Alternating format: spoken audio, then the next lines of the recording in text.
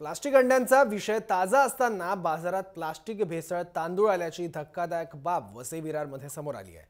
वसईच्या वाळू परिसरात एका दुकानात अशा प्रकारचे तांदूळ विक्रीसाठी असल्याचा आरोप एका तरुणाने केला आहे। हे तांदूळ पाहता वसई विरारमध्ये अन्नधान्यात भेसळ करणारा रॅकेट सक्रिय असल्याचा संशय व्यक्त होतोय। सचिन खंदारे या तरुणानं 1 किलो तांदूळ एका दुकानातून विकत घेतला होता आणि विकत घेतल्यानंतर हा तांदूळ शिजवला, पण नेहमीप्रमाणे हा तांदूळ शिजण्यास बराच वेळ लागला।